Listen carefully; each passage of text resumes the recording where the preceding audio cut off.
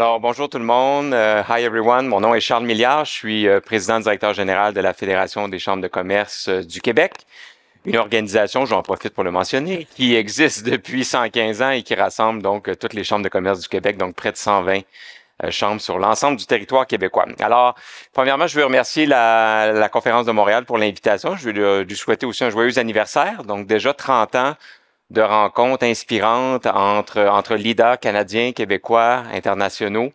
Une occasion de réseautage vraiment exceptionnelle. Alors, je veux vraiment remercier les organisateurs. Le thème de notre discussion aujourd'hui avec ma chère invitée est de réussir dans un monde en transition. Alors, ma foi, c'est un vaste projet, mais s'il y a un secteur d'activité qui est témoin de tous les bouleversements qu'on a dans le monde, que ce soit économique, politique, technologique, c'est certainement le milieu des assurances. Alors, on a la chance d'avoir aujourd'hui avec moi la chef de la direction de Promutuelle Assurance, Madame Geneviève Fortier, qui a un parcours, ma foi, assez impressionnant. Je déclare d'ailleurs d'entrée de jeu que non pas un conflit d'intérêt, mais un conflit d'affection, je veux dire, parce qu'on se connaît depuis déjà une quinzaine d'années, ayant travaillé ensemble dans le secteur pharmaceutique. Donc, la raison pour laquelle on va se tutoyer aujourd'hui. Et Geneviève a un parcours exceptionnel, professionnel, mais aussi au niveau de la gouvernance, de l'implication communautaire, que ce soit à la Fondation du CHU Sainte-Justine, que ce soit dans les différents organismes d'assurance au Québec et au Canada, mais évidemment aussi à la présidence du Conseil d'administration d'Investissement Québec. Donc vraiment, tu es déjà au cœur des affaires. Mais en plus, chez Promutuel, on ajoute une couche supplémentaire avec les sujets dont on va discuter aujourd'hui. Alors, on a 22 minutes, Geneviève, pour régler le sort du monde. On va essayer de le faire à travers 4 grandes thématiques aujourd'hui. Donc, premièrement, j'aimerais qu'on discute un peu du contexte géopolitique parce que je pense que les milieux d'assurance sont nécessairement impactés par ça. On voit récemment cette année, et sauf erreur, c'est l'année dans l'histoire du monde où il y aura eu le plus de gens en élection. Donc les États-Unis, la Grande-Bretagne, l'Inde, l'Union européenne, et là même la France aime tellement les élections, ou je pense que les politiciens français aiment tellement les élections qu'on en remet une autre couche avec une autre élection dans 3 semaines. Bref, ça bouge beaucoup, contexte de guerre aussi en Ukraine.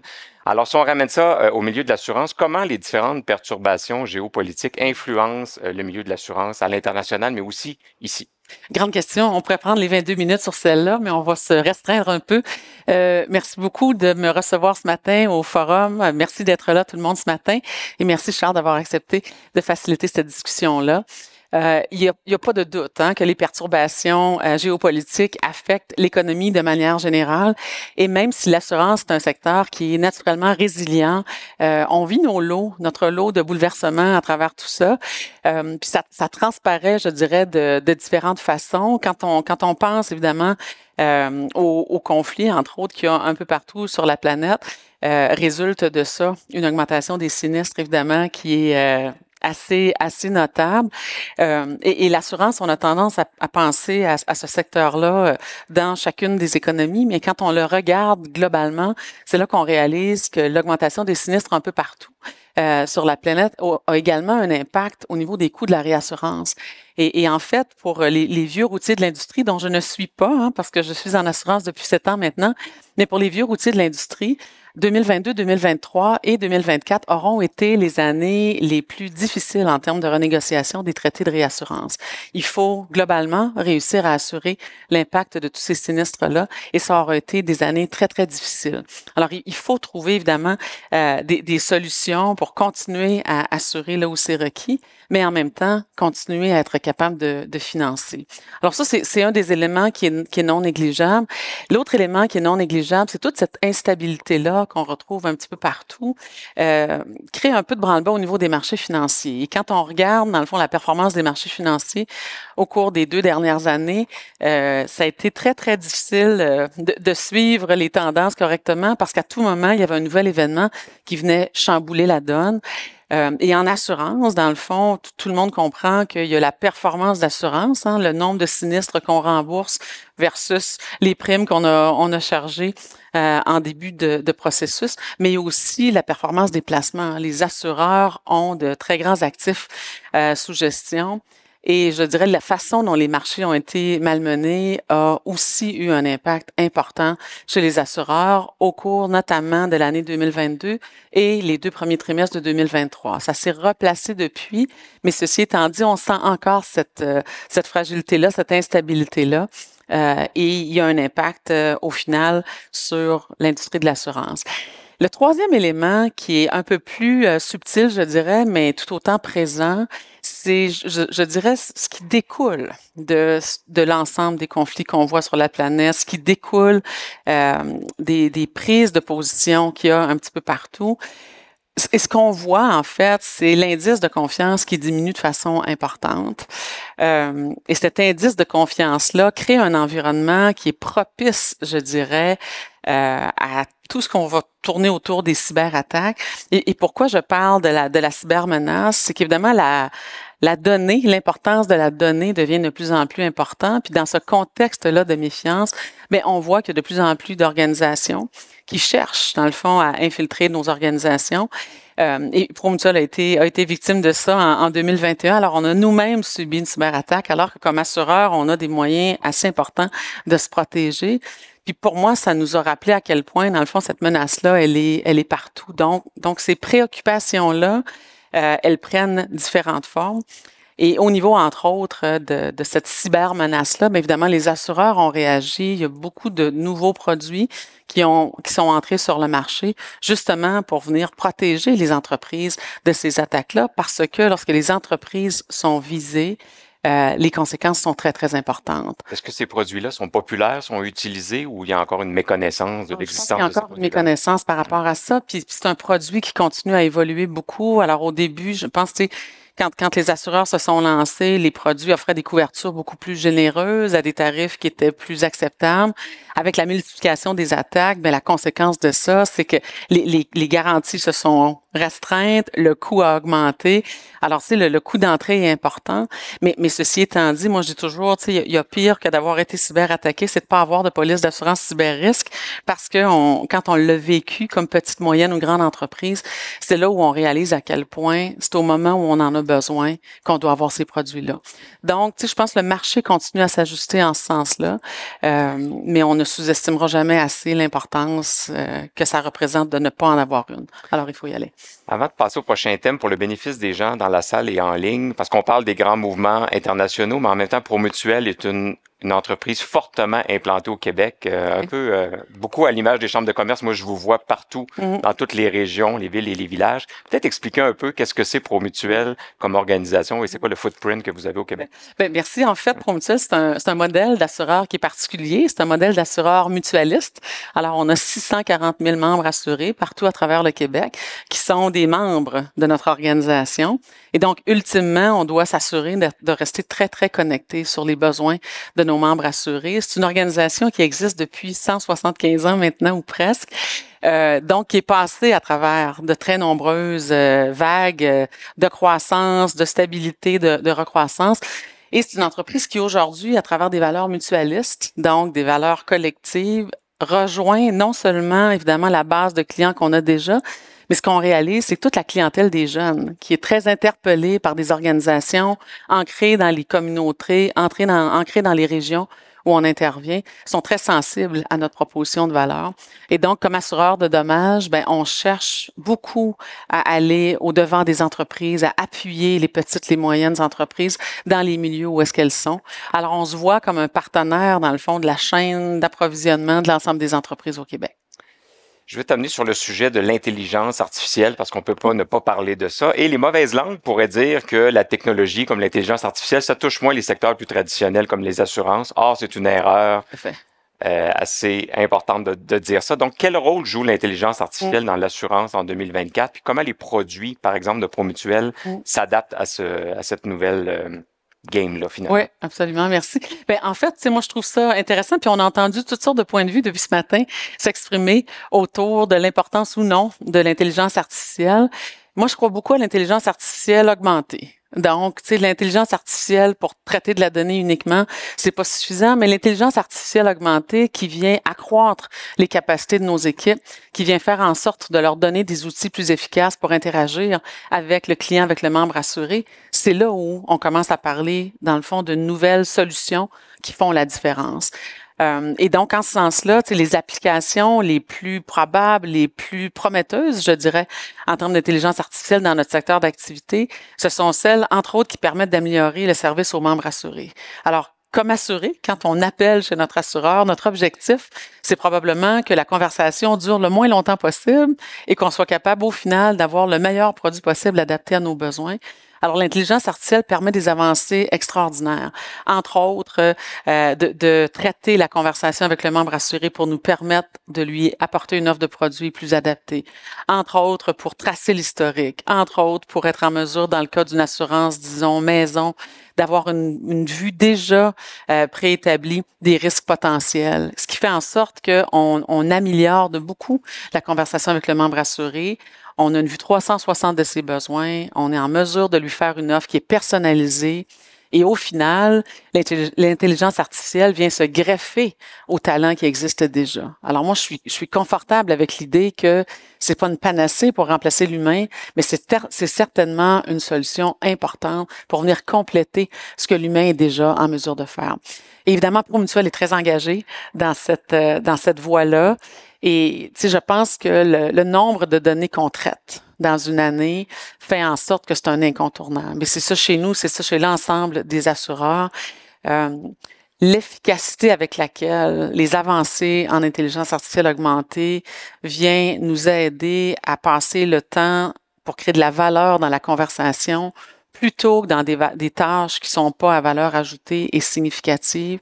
Le nombre de dossiers qu'on est capable de traiter avec de l'intelligence artificielle augmentée versus dans un mode traditionnel, c'est significatif, les avancées. Là, on peut parler d'une conversation qui dure en moyenne 5-6 minutes lorsqu'on n'a pas ces outils-là, à une conversation qu'on va être capable de réduire presque de la moitié une fois qu'on a ces outils-là en place. Alors, quand on y pense en termes de productivité, c'est significatif.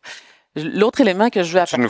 Tu nous fais la promesse qu'il n'y aura plus de temps d'attente quand on appelle notre assureur ou notre banquier, c'est bien ce que j'ai compris. Moi, je fais toujours des promesses qui sont en deçà de ce qu'on peut livrer. Mais un élément, Charles, si tu permets, que je trouve assez important aussi d'amener au niveau de la puissance de l'intelligence artificielle, c'est toute la question de la modélisation.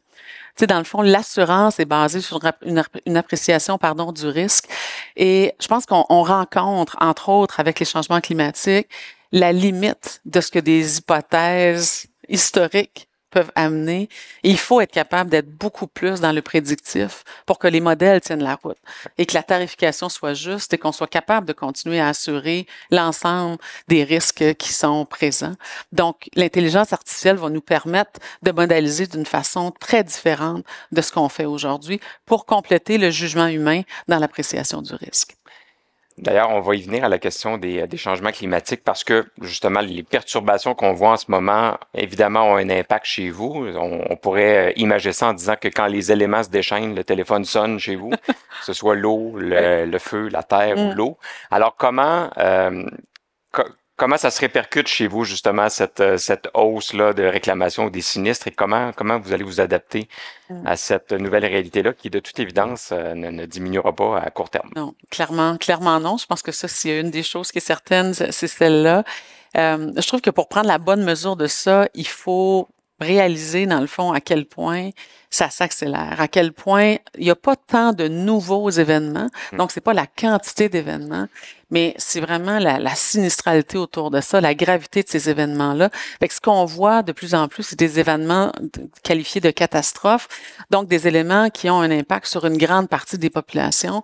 Au Canada, en 2023, il y a eu pour 3,1 milliards de réclamations qui ont découlé essentiellement des feux de forêt, puis essentiellement des inondations qu'il y a eu un peu partout à travers le Canada. Et c'est ça ici, c'est ça ailleurs. Et donc ça, on peut penser que ça a été la première année où ça a été comme ça. C'est pourtant la 4e année dans l'histoire. Donc, il y a eu 3 autres années avant ça qui ont été plus grandes. Et quand on regarde les modèles prédictifs, on voit que la fréquence de ces événements-là va être encore plus grande. Il faut donc s'organiser.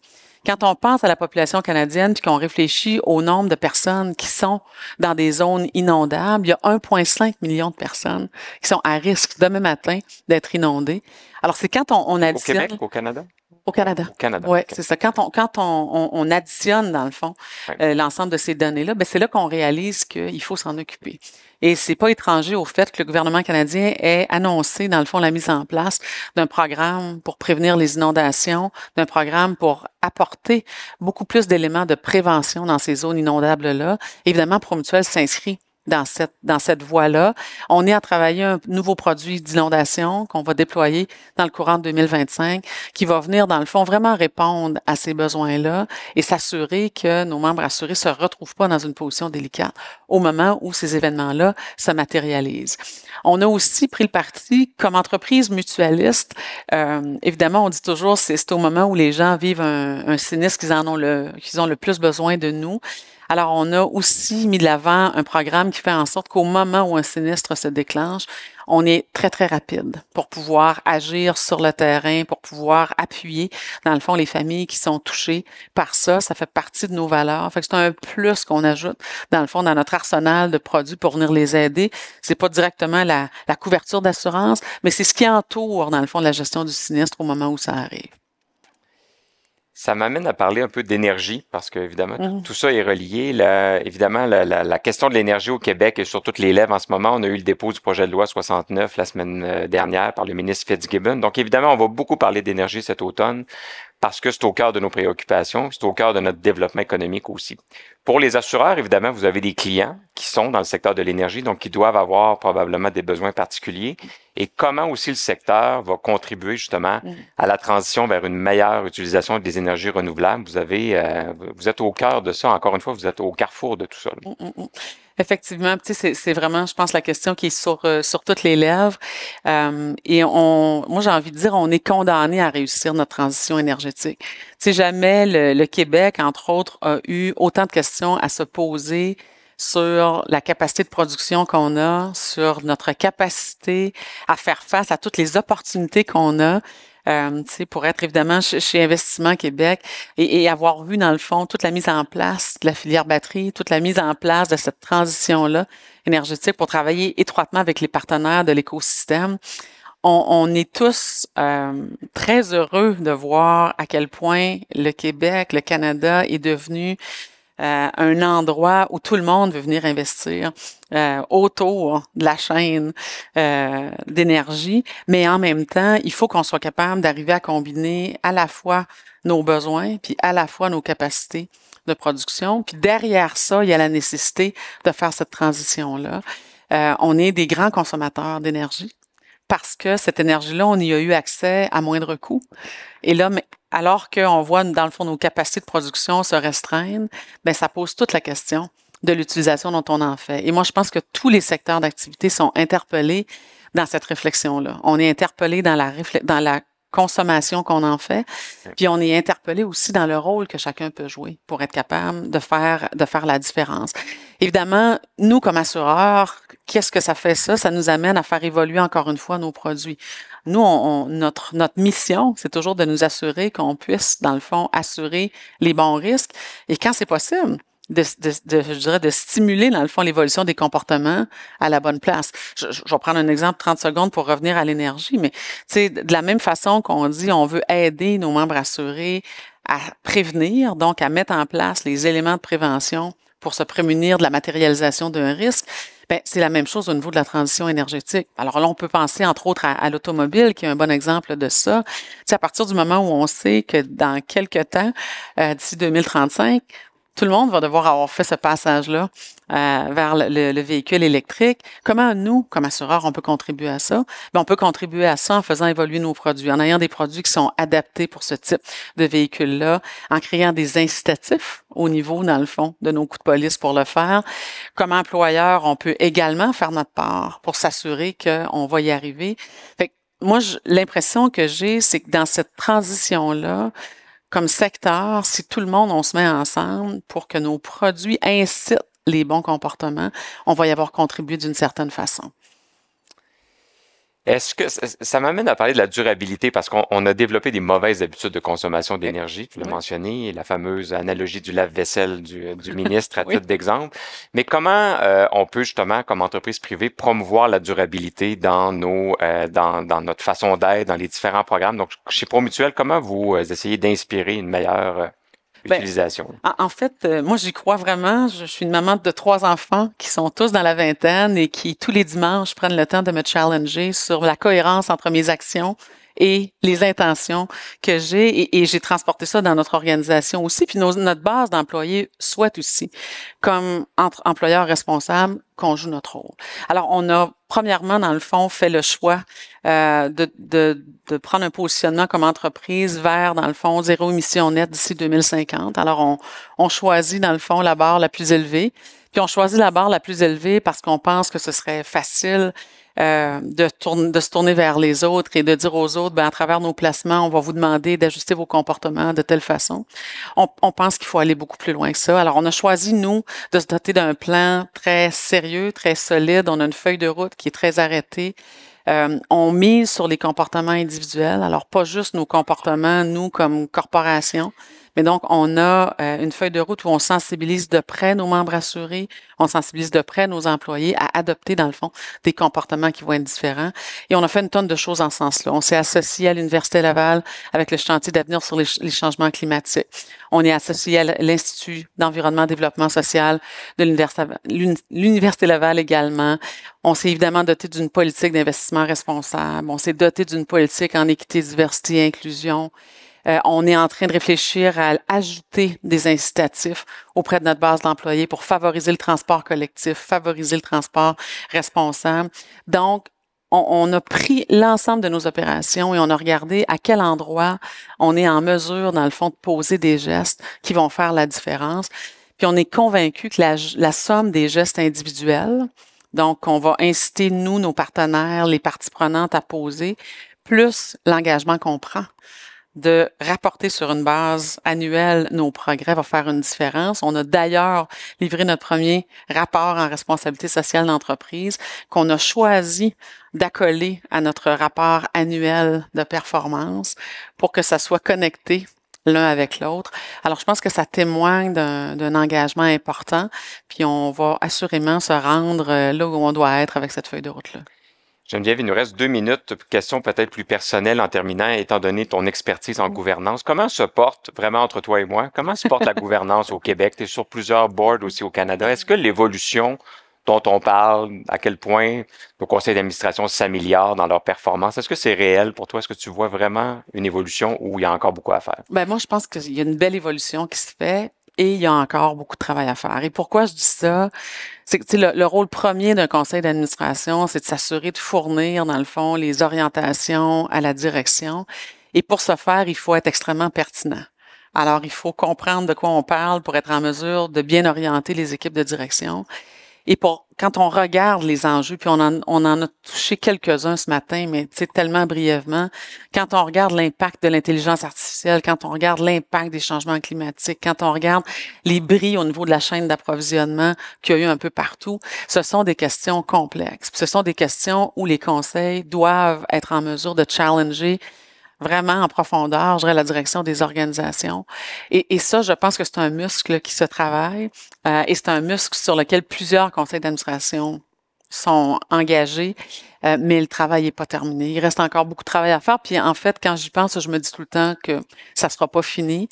Et je terminerai en disant que je dirais le nerf de la guerre dans ça, c'est de s'assurer d'avoir les bonnes compétences autour de la table des conseils d'administration. Il y a plein de nouvelles compétences qui émergent. Hein. Aujourd'hui, on en a parlé ce matin dans les panels précédents. Alors, il faut avoir le courage au niveau des conseils d'aller plus loin, de challenger les profils qu'on a autour de la table, puis d'aller chercher des gens qui sont pas nécessairement des leaders qui, naturellement, on sera allé chercher, mais parce qu'ils ont cette expertise-là en particulier, vont venir changer la donne. Geneviève Fortier, merci beaucoup. Ça a été un Merci, plaisir d'échanger avec toi. Bonne conférence à tous. Merci beaucoup.